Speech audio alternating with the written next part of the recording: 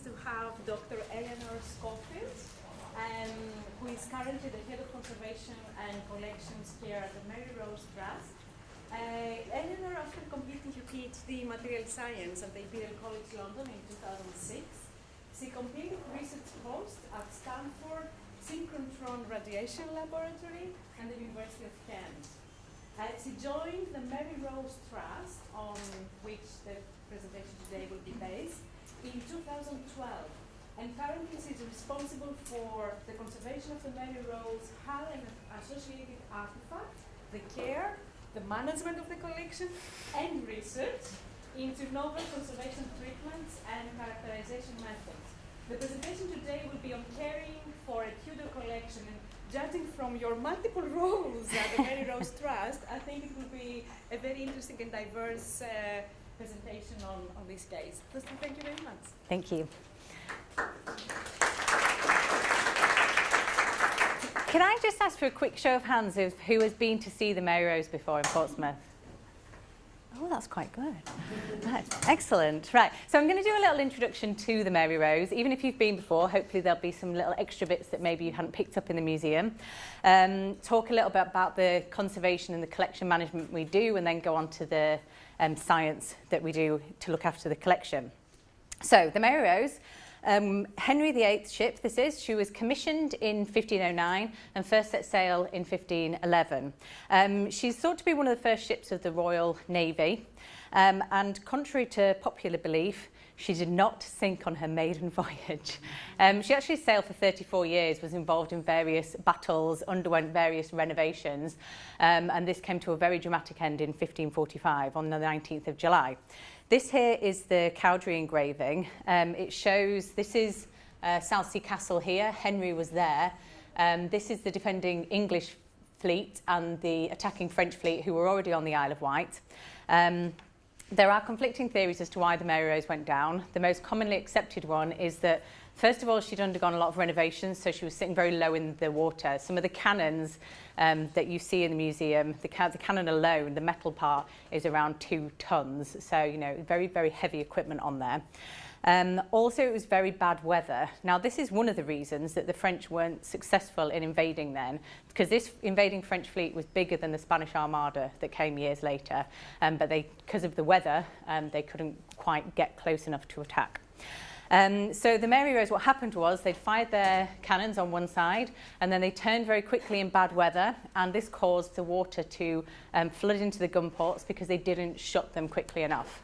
Now, the way that ships would come into combat in those days is they'd go alongside each other, and to stop the enemy getting on board their ship, they would have anti-boarding netting. So in this situation, when the ship started to go down, it actually stopped a lot of them getting off the ship. And it was a huge tragedy. Around 500 people lost their lives. And as I say, Henry VIII was there watching as this happened. There were some initial attempts to try and retrieve things from the ship. Some of the cannons were very expensive, but they had very limited success. The shipwreck site is only about a kilometre off the coast, and it's not very deep there, but it was just quite challenging conditions to try and drag stuff up.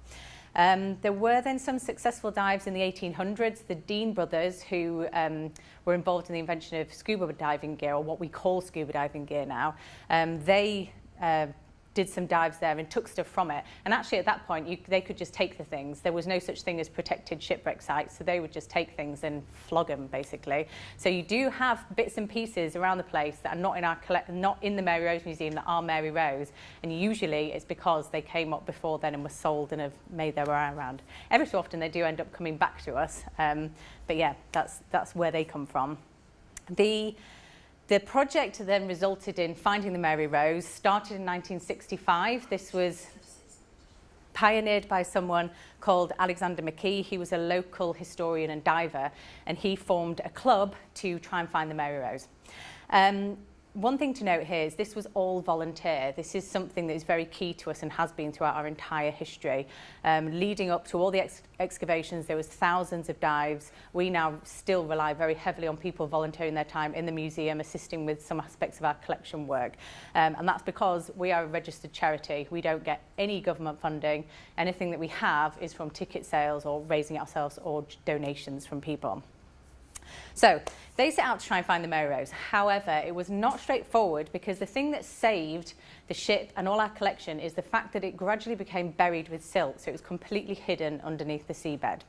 And they used, at the time, what was state-of-the-art techniques, sonar techniques, to find that there was an anomaly under the seabed. And then when they did excavations, they eventually found things that made them believe it was the Mary Rose. What followed from this through the 70s and into the early 80s were these thousands of dives that I talked about, where over 19,000 artefacts were raised. Here's just showing some of the pictures of them doing those excavations. Not the best conditions, I don't think, just off the UK coast. And also very dependent on the seasons of when they could dive. But, you know, lots and lots of people contribute to this.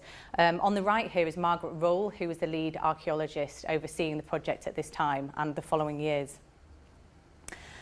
In October 1982, some of you might remember this image. This was as the Mary Rose was raised. This cradle that was manufactured that she was put onto under the seabed to raise her on, she's actually still on that now. It's just not quite so yellow anymore. Anyway, but the ship was then taken into dry dock number 3 in Portsmouth Historic Dockyard, where she has remained ever since. A temporary building was put over the top. This is partway through this process. And actually what you see underneath here, this is the deck of the barge that she came in on, which was basically, the barge came in, they got rid of the water, they cut away the barge, and the ship is still on that cradle and on that barge deck, and we have piles of bricks underneath that secure it in place. And then obviously this side here is blocked off now from the basin where the water is. This building was supposed to be temporary, but it ended up being there for about 30 years. We had a building where the ship was, and then a separate museum with some of our artefacts. And then we got a Heritage Lottery Fund grant where we could build the new museum we have now and put the ship and the collection together and kind of tell the whole story of the Mary Rose. So, alongside the ship, as I said, there was over 19,000 artefacts. They really do range in what they are, how big they are, what they're made of, and their kind of historical importance or relevance. What is quite lovely in our collection is that we have a lot of personal objects. So you can go to museums which are wonderful that have the kind of jewels and the very important things, but what we have is the things that everyday people were using, and lots of repetition of it. So they're combs, and these knit combs are one of the things that I love, because you have certain things in the collection which they haven't actually changed what we use today. The material might be a bit different, but in principle it's the same that we use because it worked then and it works now. Actually, in some of these knit combs you can still see little bugs in them, which is great to like show the kids when you're out and about. They hate that. So obviously some things fare better than others. We've got a wonderful collection of gold coins. Obviously gold is not really damaged by anything, whereas in contrast silver coins, a lot of those have corroded, or they can just now be no silver and just a big lump of corrosion. But it just gives you a kind of idea of the breadth of our collection. In terms of managing what we do with it, this is a kind of timeline that typically an artefact will go through. Ideally, they would all have documentation, photography, illustration, a report on their condition, and then you go into look into how they stabilise them, whether they go onto display, and if they're not, how they're stored. Wherever they are in that process, we obviously have to look after them and have a record of what is happening. For the documentation, for every item that was raised, we have a artefact card like this, which has information like a number that was assigned to it, what the excavator thought that it was, what it was made of, where it was taken from, the date, time, all these kind of things. We also then have conservation cards, which are connected to those that have the number on them, and also any treatment that might have been done.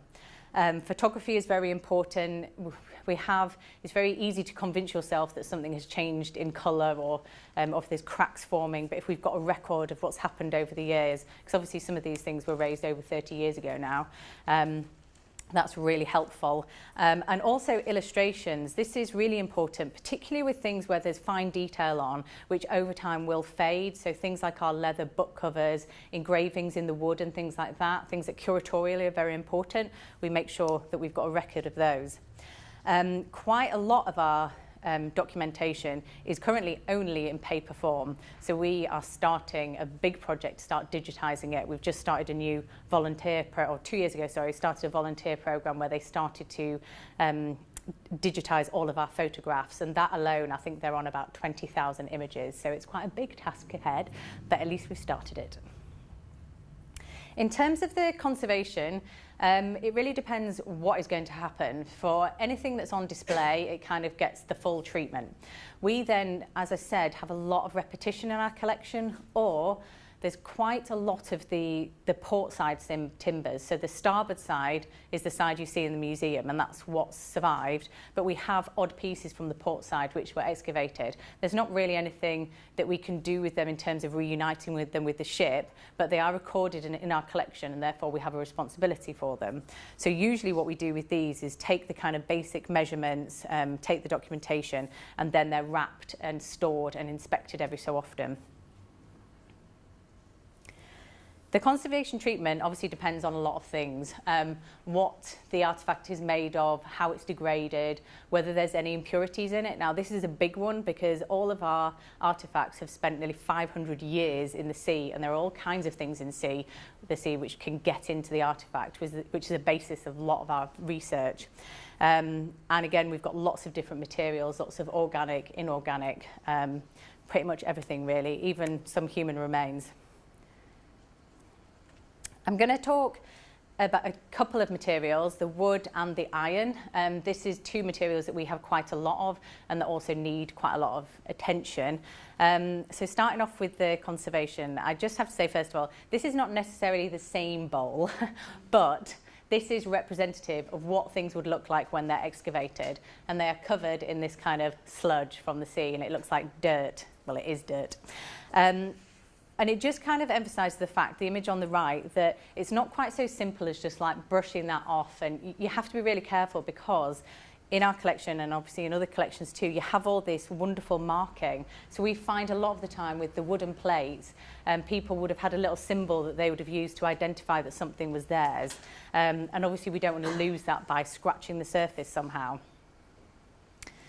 In terms of the conservation of the wood, when the wood is first excavated, it can be a little deceptive, the degradation that has happened. It looks so good, but it doesn't really tell the story of what's happening at a smaller length scale. So this cross-section here is very typical of what Mary Rose wood looks like. It has this kind of interior, which looks very wood-like, and then a kind of darker exterior. If we look at, these are, sorry, I should have put on there, light microscope and a scanning electroscope microscope images. You can see for the interior, this is looking at the cells of the wood, and they're very full, and this is how we would expect fresh wood to look. But if you look then on those exterior parts, you start to see here that those bits here have gone. So wood is made up of three main components, which are lignin, cellulose and hemicellulose. The latter two are readily eaten by bacteria, and this is what's happening here, that they start to be degraded and be lost, and you're left with this kind of skeleton. Now, when it's in the water, this gets completely filled with water, and the cells get completely full of water, so it kind of bulks it out. So then when you take it out into ambient conditions, if you just let it dry, this thing could just shrivel and crack. So that's what we have to try and overcome when we conserve it. There are various ways that this can be done. The most common one, and the method we've used, is using polyethylene glycol, or PEG as we call it. What this does is we use it to replace some of the water that's in those cells. And so then when you dry it, the PEG stays in place, and it means that there's some structural stability to the wood that's left. Typically, it depends on how degraded the wood is. For most of our collection, we use two different grades of PEG. So because the PEG is a polymer of this repeating unit, you get different chain lengths. So a shorter chain length is a liquid at room temperature, and because it's shorter, it can get really deep into the wood and really into the cell structure. And then we use a longer chain polymer, which is more like a wax really, and acts to seal the surface. That's a solid at room temperature. For artefacts, or smaller objects I should say, these get put in tanks. So they're in a tank, in water, and you gradually build up the concentration of the PEG in the water. And you do it gradually because if you put in too much PEG, it changes the viscosity of the liquid too much too quickly, and you run the risk of damaging the cells as it tries to push into the structure. And this process, so for the tanks here, they would probably take a couple of years. Nothing in conservation that we do is very fast, I should say. And then the ideal for this is then to freeze dry it. What we do in this technique is you have some residual water in the wood that you have to get out, leaving the peg in place. So we put it into a freezer. The water that's there turns to ice, and then we pull a vacuum on it. And what this does is causes the ice to sublimate to a gas and then be collected in a condenser. So it means that the process happens very quickly, and you limit the amount that the dimensions of the wood change as you're drying. That, again, for these size of objects could take a couple of months. So again, it's not too quick. And then typically, one of the things that does take a lot of time, especially when you're doing this PEG method, is then the surface treatment. Because what happens is any of the PEG that's left kind of deposits on the surface. And for any of you that have been to the museum and you've seen the ship and it has kind of white deposits on, that is also PEG that's just solidified there. And you have to be very careful removing that, so you're, again, not damaging the surface at all. So the conservators will kind of painstakingly go across this with like toothpicks, toothbrushes, anything to gently remove this. In the case of the ship, obviously it was not an option to put it in a tank. Well, it could have been. There's a ship called the Bremen Cog in Bremerhaven, and they actually did build a tank around their ship and put windows in it so you could look in and see. Now, the problem with that is PEG gets very, very dirty. It starts off as this lovely clear liquid, and then as soon as you've put archaeological wood in it and all the stuff from the wood comes in, it very quickly goes to a kind of brown solution, which actually is what I'm covered in this picture here. So another reason was that the other thing we could have done is taken it apart and put it into tanks. But the problem with that is, again, we're a charity. We need people to come and see the ship and pay the money to see it so that we can keep going and doing the work that we're doing. So the ship was sprayed. We used two different spray systems for the two different grades of PEG. The one on the left-hand side is the lower grade PEG. The one in the middle, you can't see anything, but that's kind of the point of that photo. So I took this photo the day before we turned the sprays off in the ship hall, and that's just to kind of illustrate the conditions we were working in there. It was awful. It was about 30 degrees, about 98% humidity. You would just be covered. That's me in my nice little gear there, wearing waterproof trousers and a t-shirt. We all kind of went through these different configurations of what was the least painful thing to wear in there. Because if you had like full boiler suits, yes, you'd be covered, but then you'd be boiling. It would just go everywhere. Like a period of time then, because we were preparing the ship for drying, we would be in there every day, and it would just be like in your ears. And one day, in fact, I'd had my hair tied back, and I took the bobble out, and it just stayed in place because it had so much PEG in it. So, yeah, preserved for life, I'm hoping. So then after that, one of the reasons we were in there doing a lot of work is, again, the hull could not be freeze-dried. So we had to develop a system where we were going to air dry it. So these tubes that were all around it were making sure that we had constant air temperature, velocity, and humidity. So we had to install all of the kind of infrastructure for that while those sprays were still on. So the ship started drying in 2013, and then in 2016 we closed and did some more renovations to open up the ship so you can see it, and all those tubes are gone, and that's because the ship was sufficiently dry to be able to do that. So that's the wood side of things. Moving on to the iron. Typically the iron can be found in a concretion, and that's because bacteria and bugs will be eating off it and they secrete this concretion. Sometimes they've eaten so much of it that there's nothing left inside the concretion. This shows one of our conservators actually carefully chiseling away at this concretion and finding an iron shot at the end.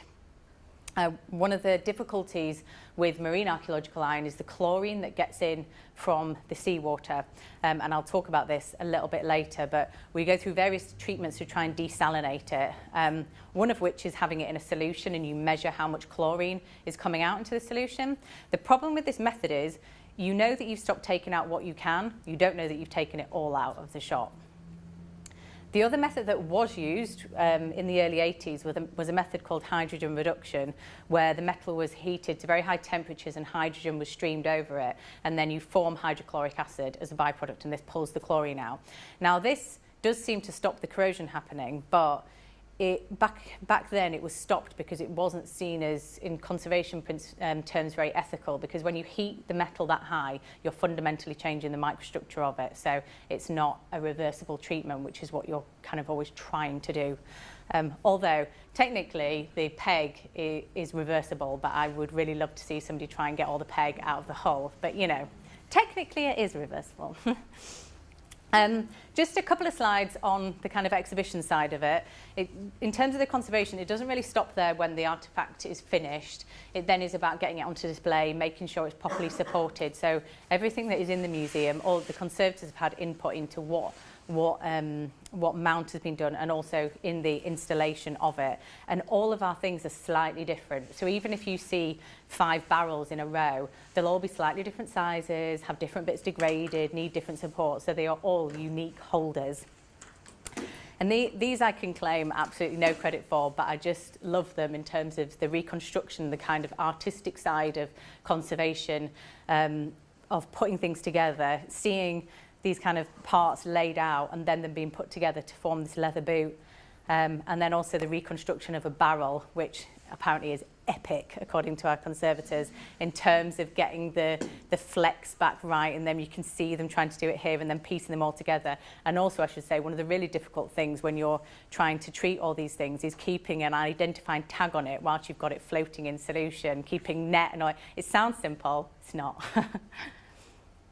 So then once the artefacts are in the display cases, there's then still lots to do. We're always monitoring the temperature and humidity.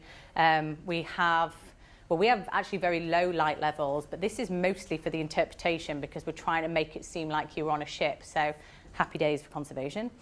And also maintenance. We have huge maintenance bills because every artefact that you see in there has some form of environmental control. And as soon as you are trying to control the temperature and humidity, you will have epic electricity and maintenance bills. So, on to the research. Obviously, a lot of people here will know this, but I do get asked this a lot in terms of working at the Mary Rose. What has science got to do with the Mary Rose? To which I usually say, everything. I mean, obviously, for understanding the materials to conserve them, but also understanding the materials for the interpretation, looking at developing new treatments, wanting to monitor them. You know, techniques develop all the time, so we are always learning new things. So it's kind of like a constantly moving thing. My other thing is that people kind of say, oh, the museum's open, is the conservation done now? But it just doesn't work like that because it is just an ever-evolving thing. So I'm going to talk a little bit about the hull first, and this is what I was first focused on when I started working there, because we were about to turn the sprays off and start drying the ship. So one of the things we did was take samples from the hull. This is a manual corer, and we would take these samples. They would be about 4 to 5 millimeters in diameter, and the length of them depends where we've taken them from. Now, obviously, to a point, well, this is destructive. You're taking a sample from it. But in a lot of ways, there isn't really any other way that we could keep an eye on doing it. So we just balanced the fact that we would take only a certain number, not too many, and with the wealth of information that we would get from it. So what we could do was then kind of look at the profiles of the drying. It is quite complicated with the ship because there's lots of different locations, there's different patches of degradation, so there's no kind of one uniform pattern. But it did help us decide that in 2016 we could renovate the museum and enable better views of the ship, which is obviously what we want. Associated with the drying is also movement of the ship. So one of the things that you're balancing when you use PEG to treat archaeological wood is you want to put enough PEG in there that it's stable, but you don't want to put so much in that it looks like a piece of plastic, which can happen. It just gets really black, really shiny, and that's not what we want to do at all. We want to kind of do the minimal intervention to be able to stabilise the artefacts. So it does mean that you are going to get some dimensional change, you are going to get some movement, and also with the hull as well, we need to remember that it's not complete. So you've got deck beams that would have been connected to something on the other side, and now it's not. So it can just, I mean, there is some support there, but it's not fixed as it would have been. And the other thing with ships as well is that obviously they should never be out of the water for that long. They should be supporting their weight in the water. So we're actually a bit luckier in some respects than other ships because we don't have a whole ship. If anybody's ever been to the Vasa in Stockholm, So that is, I mean, it's amazing, but one of the reasons it sank was because it was so top heavy. That did sink on its maiden voyage. And you can see that it's very top heavy, but also it's just, it will start to come like this because it's just huge amounts of weight. And also Victory as well is another one that's just next door to us. They're having to do a whole project to redistribute the weight because otherwise they've just got these really heavy, high load points as the ship moves. So we have one of the ways we have some kind of local measurements. This is a total station, so it's a laser that looks at various points around the ship, so it lets us know any movement that's happening. We've also looked more globally at movement of the hull with laser scans. So these were taken periodically at different times. This kind of shows you a couple of them, but we now have 4 different ones. There was actually a photogrammetry one taken back in 2001 when we were spraying with PEG 200, then when we were spraying with PEG 200 in 2009, and then 2 when we were drying. And what this shows here is kind of a cross-section through the hull, and you can see things start to move. And some of it is as you would expect. So here you see that this bit starts to come down. That doesn't have a huge amount of support there, and you would expect as it dries that it is going to start moving downwards. But then you can really go into specific elements. So this here is looking straight onto this deck beam. And what you see is when we were spraying with PEG, it's a nice square and it's level. And then after we started drying, it has started to warp, it's twisted a bit. And also this distortion here is because there's a crack on the surface. This then is looking down on a deck beam, and when we measured over one specific point, you can start to see how it changes over time and how it is a certain width when it's been sprayed with PEG, but then this decreases as it starts to dry. Alongside that, you can also see this big crack start to develop, right? It's not here at all here, and then it does start to develop as the drying continues. Just to stay with that for now. So one of the reasons we do all this is we have a support system around the hull that was put in when it was first turned upright after it had been excavated. But because of the movements that's happened over the years, it's not totally, it doesn't give enough support. And what we've had to do since we started drying is install bits of scaffolding to ensure that it stays upright. And the reason we chose scaffolding is because it's more acting as a support rather than fixing it in place. With wood as it's drying, if you try and fix it somewhere, it will just break further down the line. So the idea is just kind of hold it in place, watch how it's drying, get a feel for where it's going to settle, and then use that information to develop a new support structure in the years to come.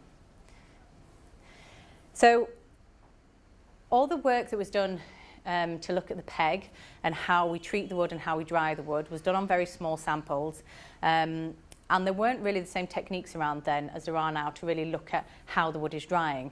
So wood is wood is very complex, and also you have different orientations and it will dry differently in those orientations as you would expect. So obviously straight along the tree, there's perfect pathways to transport liquid when it's a tree, when it needs those nutrients. It's also a perfect pathway for water to fly out of it. So typically on the planks of the decking of the ship, you'll find that it shrinks more in this direction because the water will fly out the sides here, because that's just a natural pathway for it. But what we wanted to look into is how is this then altered when you've put PEG in it? How is that going to change how the wood dries? So we set up an experiment where we simulated samples of wood. It was Mary Rose wood, but it was either untreated or with PEG 200 or PEG 2000. And we exposed one of the orientations, so let's say the radial direction, and then we streamed air over it like the air that we dried the ship with. And then we used a neutron source. Now the reason we use neutron is the problem we have with water and then wood and then PEG is that they're all made of very similar elements, so it's quite hard to distinguish between them. But the neutron can distinguish the water from the PEG and the wood. So what we found was the top is a dry image of just what the wood looked like. That's the first image when it was wet, so you just don't see anything because it's totally blocked. It kind of can't get through anywhere. And then as we start to dry it, I think this was over about 6 hours, you start to see differences between how they're drying. If I move on to the next slide, you can then see here, with the sample that's untreated, so there's no PEG there, you start to see the structure of the wood as the water flies out, basically. And what you can do from this, because we're weighing the samples at the same time, is you can start to look at how much moisture is being lost. Now, what we also realised, now this was a real pain for the student, Nora, who was working on it, but quite interesting for us, is that you start to see that it shrinks. So in terms of aligning all these images that you get, it's an absolute nightmare because they're all a slightly different size, but you kind of get an idea of the shrinkage of the wood, which is really interesting. So in the untreated, the water comes flying out, you can start to see the wood structure. With the PEG 200, you kind of get this water thickness at the top here, so it comes out, but then it's kind of here. And then it's different again with PEG 2000. So all of this we can kind of will aid our understanding of how the wood's going to dry and how we will expect it to kind of change in the future, even how it might change if the humidity around the wood changes at any point. Going back to what I said earlier to do with the wood and, well, all the artefacts being in the sea, this does mean that there's lots of different stuff in it that wouldn't normally be there. We did a technique which is based on computed tomography. Most of you will have heard of CT scans, even if in medical terms. So what we did was we took a piece of Mary Rose wood, actually from the keel, and then we took it to a synchrotron in Grenoble in France, the European synchrotron. And what we did was basically put our wood sample into a pathway of X-rays and then spin it round and basically get this 3D image of the wood. What we start off with here is literally just an image of what's there and what's not. And that's quite interesting because we compared it to fresh oak. So this is the fresh oak, and this is exactly how we would expect wood to look.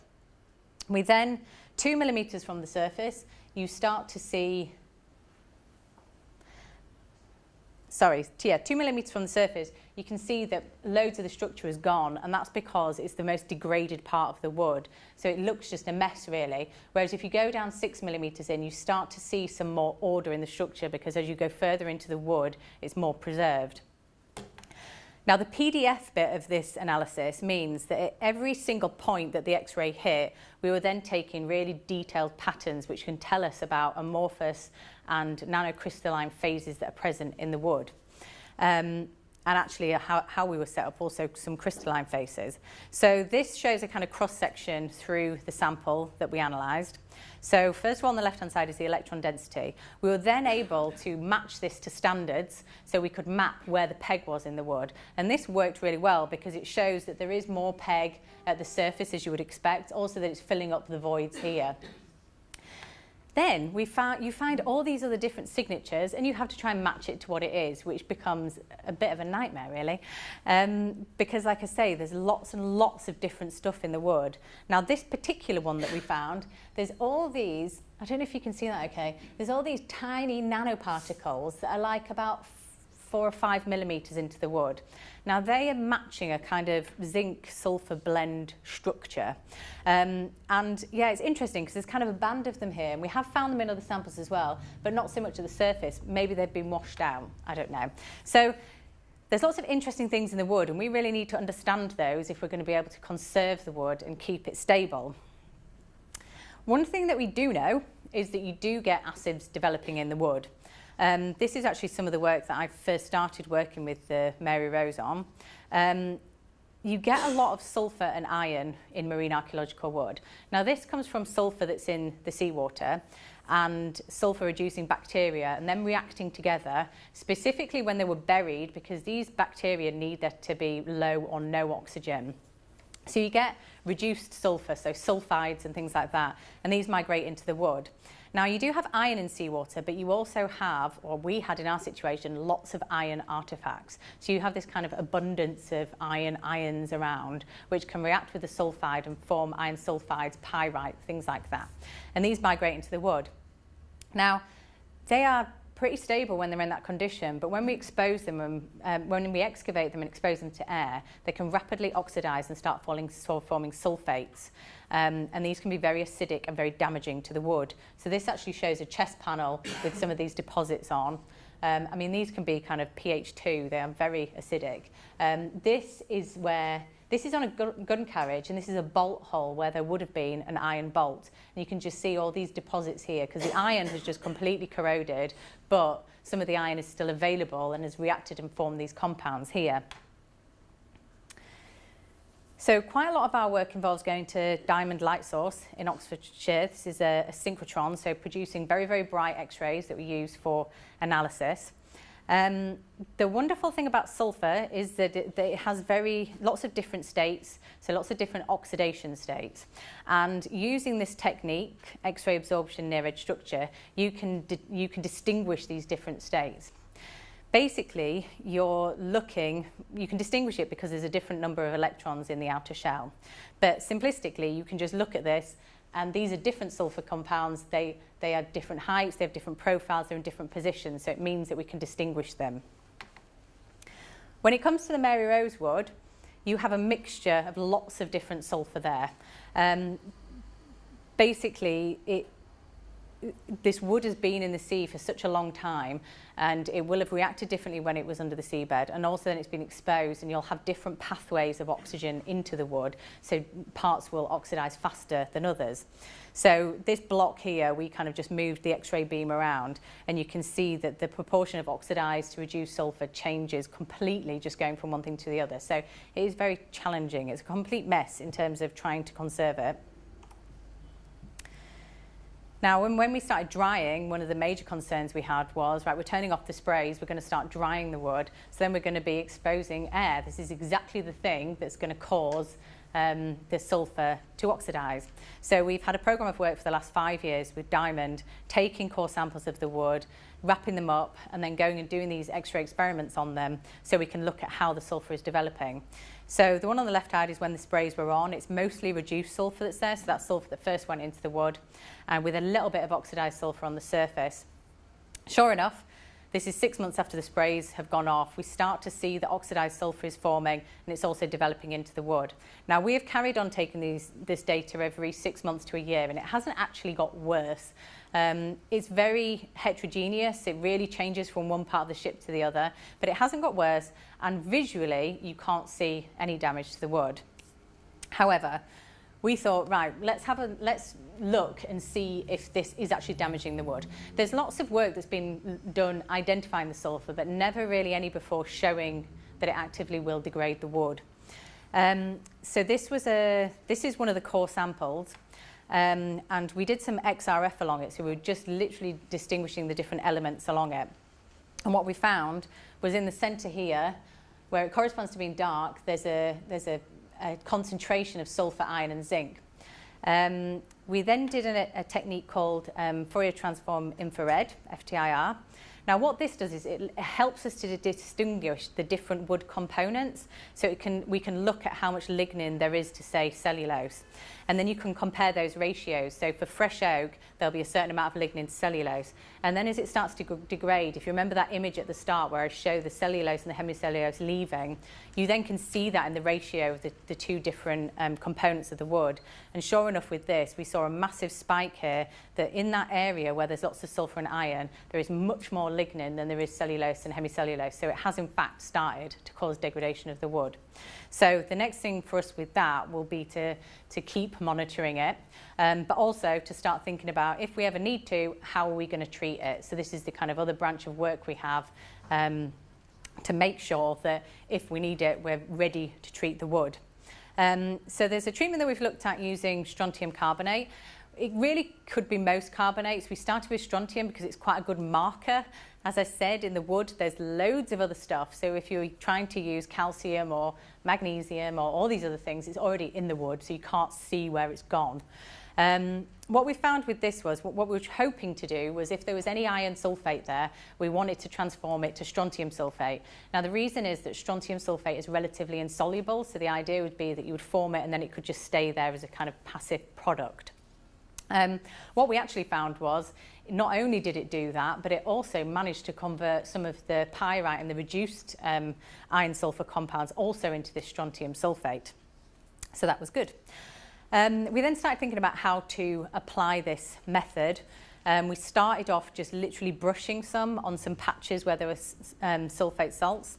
Here you can see on the gun carriage wheel, so this is where we know that there's some salts. We then brushed on some strontium carbonate in water, went away, came back, and it was bright orange, which was a bit of a surprise because I didn't expect it to happen quite that quickly or quite that dramatically, and a little alarming at first, I have to say. But basically, we did analysis on that, and we'd formed iron carbonate, so it was a straight exchange. And what we found, the conservators found, is they could wipe that off and then put it on again, and then it would turn orange again. And they would manage to repeat this about, between 5 and 10 times, depending on the artefact. So since then, we've then moved on to trying to look at if we can get the strontium carbonate into cellulose, because cellulose patches are often used in conservation as a kind of poultice.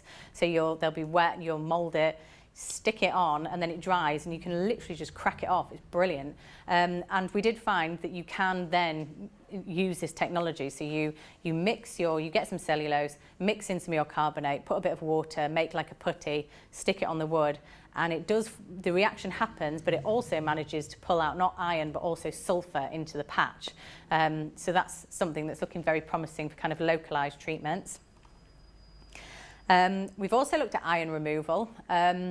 It's thought that if you take the iron out of the equation, then everything else will just stay as it is and there won't be any nasty side products.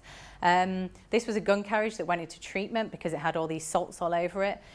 We have done this treatment, but I'm not sure I'd do it again because it's cost us now, and this is actually in waste costs, not really the chemicals, about £10,000. Once you get over any kind of limit, in fact, it wasn't even the chelating agent, it was the concentration of the iron in the solution that pushed us over the limit for putting it down the drain.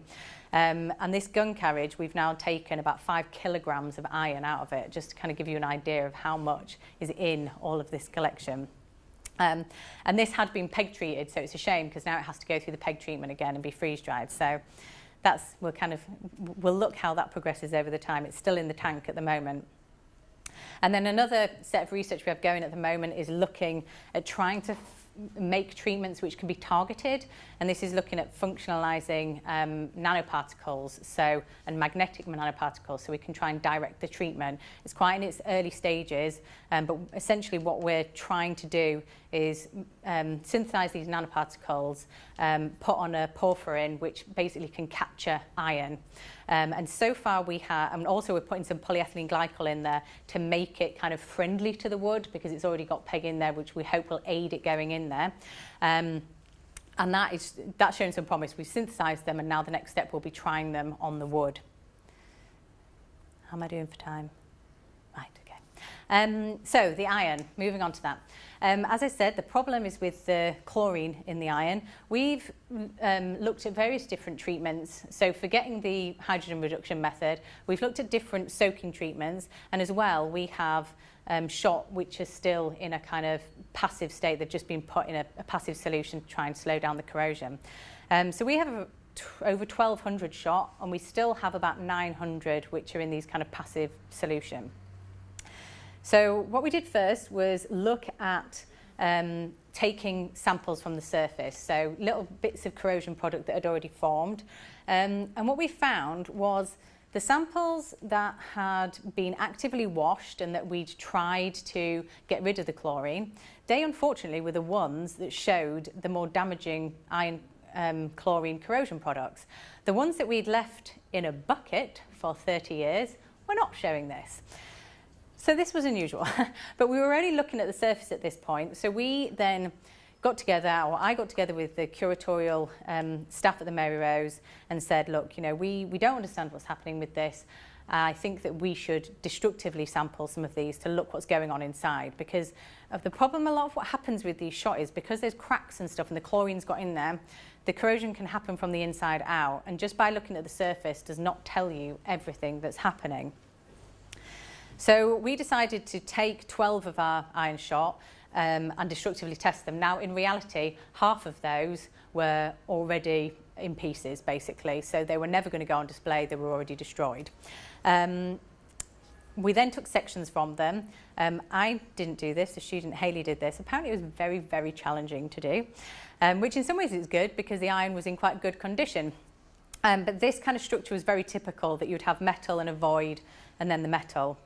We took samples and mounted them in epoxy, and we're using X-ray fluorescence to look at what elements were there. Now this was one of our first trials, which didn't go great because we wanted to find the chlorine in the iron. It turned out the epoxy that we'd used had absolutely loads of chlorine in it, so we had to change that. But it did allow us to see little bits, so there was sulfur there, preferential lines of different elements in there, so we knew that it would give us useful information. So we then went on to look at different shots from different conditions. So these are the ones that were just stored. This is the outer surface. And it really did corroborate what we'd seen with the surface samples, that on the surface of the shot there was no chlorine, there was none of these products. However, there were little pockets inside which did show chlorine, and with further analysis they actually turned out to be precursor products to these kind of nasty corrosion products. We then looked at some of the treatments that had been done, this active conservation, and sure enough, lots of chlorine along the surface and near to the surface. So this has all been quite interesting, and the project is carrying on. We've started now a real-time experiment where we have different bits of metal, some freshly excavated, some Mary Rose metal, some of the corrosion products. We're exposing them to different solutions, and we're taking a pattern each week to see how it changes. So whilst this was a kind of retrospective study of what has happened, now we're going to try and look real-time and tie that all together to then use that to develop new treatments. Now, the last project I'm going to talk about is then looking at monitoring the environment in the museum. Obviously, these things go on display, but our responsibility for them doesn't stop there. One of the things in our museum is that we have mixed display cases, so you have organic and inorganic things together, which is not ideal from a conservation perspective, but it is ideal from an interpretation perspective. The way that our museum is set up is it's like you're walking through the ship and you see a kind of a reconstructed side with all the artefacts that were found, and then you tell certain stories of the different people on board, and that is just impossible to do if you're going to start trying to separate the organics from the inorganics. And what can happen is the wood can give off these acids, and particularly PEG-treated wood, and that can affect some of the other artefacts. So what we did first of all, or what Sarah did, who's here, you can ask her questions about it afterwards. We were really lucky. We had an opportunity that our museum was shut for renovations just a little bit after Sarah started. So we thought, great, this is a wonderful opportunity to go in there and not have to worry about the exhibition and disrupting that. So we had all these different containers and measuring devices that we put in one of the cases and left for a certain amount of time. And first of all, what we wanted to see was, is anything getting in from the outside? Are we getting pollution coming in? And actually what we found that it was very low. So that was good. However, that does mean that anything that's inside there is trapped there. So then we started looking at lead coupons.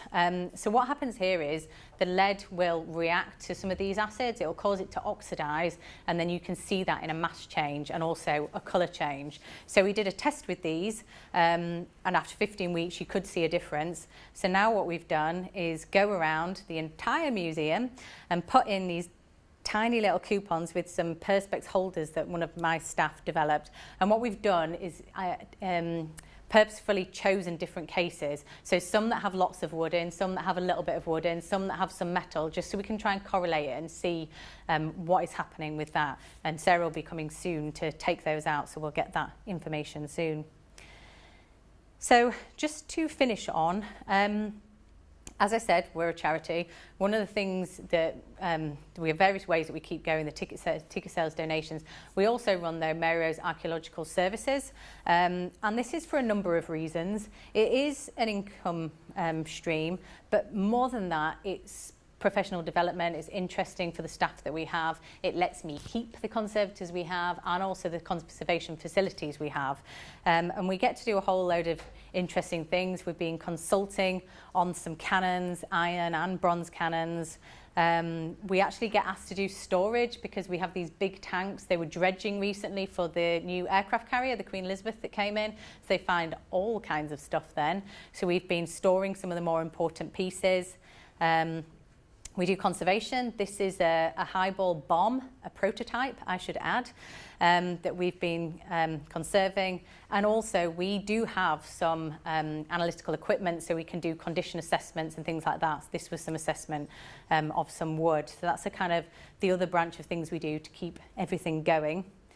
Obviously there's lots of people involved in all of this work, and I have to finish by saying visit the Mary Rose. Even if you've been before, maybe there's things that you'll see in a slightly different way now. So hopefully that's given you a kind of whirlwind tour of the Mary Rose, and thank you very much.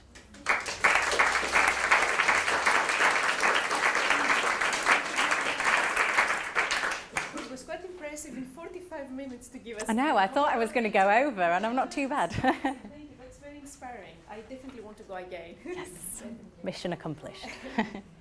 So time for questions.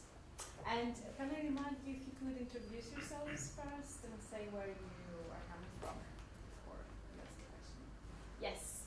Okay, Dave, thank you for the Excavations. The measurements you're doing for the showcases, Yeah. are you measuring our exchange rate? Because that will really have a very big effect on your acid level and what you see in the way of damage. No, but I think we thought that there's nothing getting in. They'll be very different. I can tell you from this. Okay. We've measured hundreds of showcases, and even if they look the same, It'll be very they're different. built by the same people at the same time, you can have 300% variation in our exchange Right. rate or greater.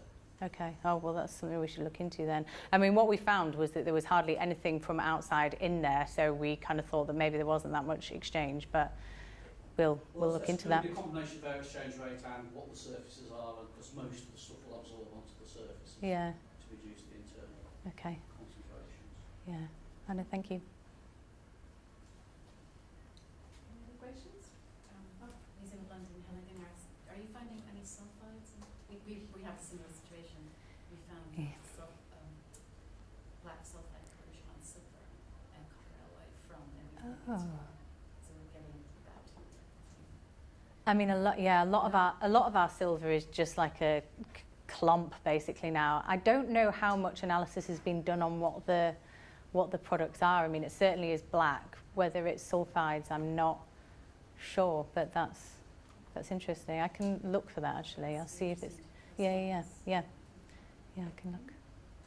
There was a question there. Norman Willingham, Sussex University. PEG is probably a pretty unstable sort of polymer to oxidation. Do you anticipate any long-term problems? Yes. Yeah.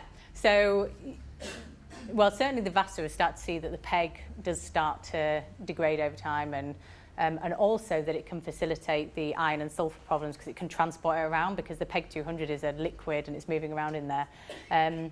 I sent a sample off to Uppsala, who've been working with VASA, and we did not have any issues yet from that one sample.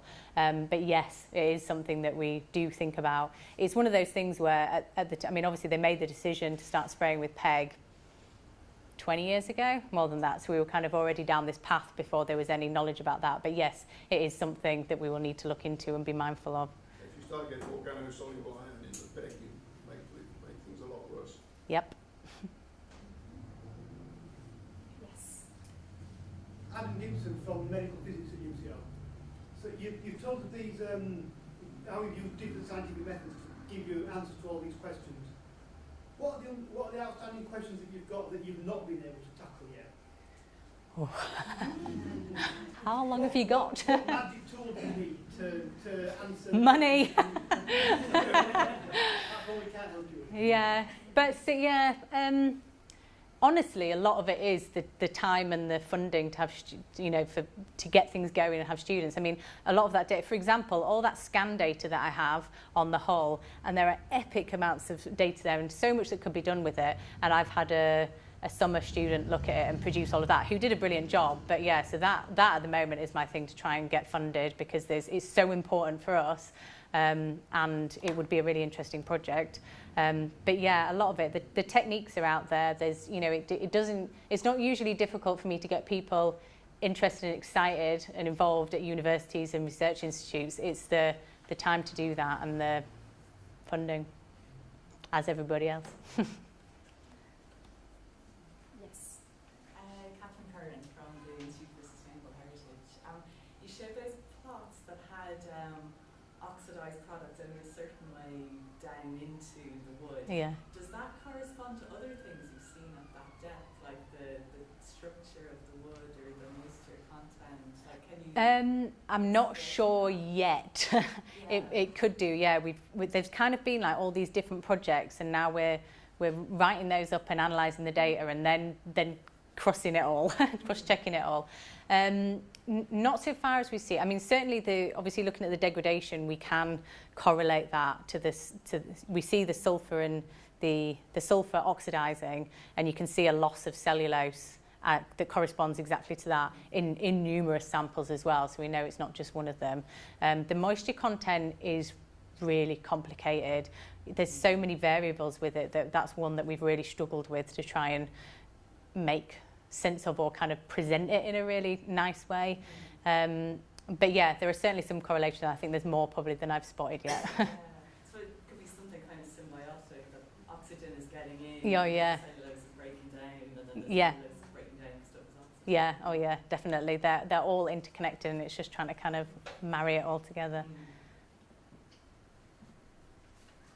Any other questions? Yes. John Dickinson, University of Oxford. You mentioned on book bindings that the deterioration over time. Is that ongoing, or is that something simply during the kind of conservation process? I think it's more that it's a concern that it could, rather than lots of it have. I mean, I'm sure bits will have, but it's more a kind of making sure that we've got that information should it kind of fade over time. Because I mean, some of them are so intricate and beautiful, and there's no kind of guarantees, so it's record it while we've got it. Because even the things with the illustrations is it's because the photos, they even, you look at a photo from 30 years ago and it looks awful compared to photos now. So at least we know we've got a kind of record of it there. Okay, thank you. Other questions? If there's no one else, I've got a second. Could you say what your storage solution was and what your active treatment solution was for the iron?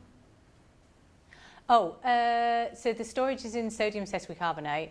It was in sodium hydroxide, and at some point it was changed, like 10 plus years ago.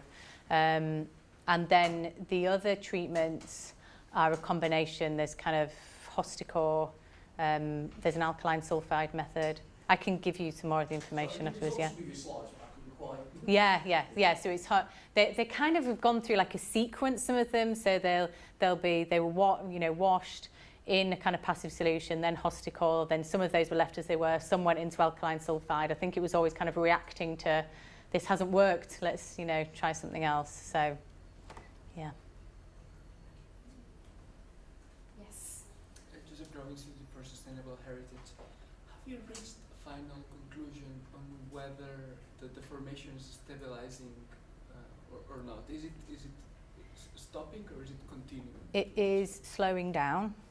That's partly because it is predominantly dry now. There's some moisture still trapped in the timbers, but not a lot. It's actually, we've had to stop doing the moisture content analysis we were doing because it's so difficult to take a sample now physically. I can't do it now. I could when it was first starting to dry. But also the force that you have to put on it to take the sample, and it is red hot when it comes out. So it just, any moisture that's there would burn off basically. But yeah, we see it that there was, certain faster movement to start with, and then it slowed down from the total station. But then also we have put the scaffolding in and we've put some braces in, and you can see that in the data. As soon as they go in, it does slow it down. But yeah, generally it is there's not as much movement as there was when it first started drying. Can I ask a very different question, which Maybe. relates to access? It seems, given that you are, as you mentioned, it's also the display and providing access to the people. I was just wondering, have you done evaluation of the visitors or the people who come in terms of how satisfied they are with the low light levels, for example, or yeah, are so there we any access issues, especially with so we have we did have some comments about the lights, and we have now lights. I think they call it lights up morning. So a certain number of mornings a morning a month, or I can't remember what it is exactly. But yeah, they have all the lights on, so people come and enjoy it. And we usually do it in the mornings because it's quieter then. So people who've come who didn't want that will usually bridge over into the afternoon anyway. But yeah, we do all kinds of reviews. I mean, we were funded by the Heritage Lottery Fund, so you have to do lots and lots of reviews for that. So, Yes. but just generally anyway, we do just to know how people are enjoying it and adapt accordingly where we can. Okay, that's good. That's useful. Yes. With all this amazing science that you've described, I wonder whether it's making its way back into the exhibition. I mean, are you including? I'm trying to. Museum explaining the science. Yeah, and what I would say is, so I've been there 6 years now, and there was a point where we were with the research that I was involved in, it was quite difficult to put that into a meaningful way for the public. Now that's changing, and so we are trying to do more of that. We did a few events for British Science Week, and I gave like a conservation talk. My colleague did an evening lecture, which went really well, and generally people do really love it. They also really love it when they see us like poking around in the showcase and stuff. If you think, oh, it's not too quiet, I'll go and open a case, you're guaranteed, it's like a magnet, and everyone's like craning their neck in. There's more that we could do, and I would definitely like to. Oh, and we also obviously had the SEAHA lab come outside, which was good. Well, we were a bit unlucky because it was terrible weather, really windy, and most people don't want to go to a dockyard when it's like that. So, but the people are very interested, and I would love to get more in there. I think there was one question. Do you have a question? Okay, sorry. Great. Well, thank you very much. Thank you. Thank you.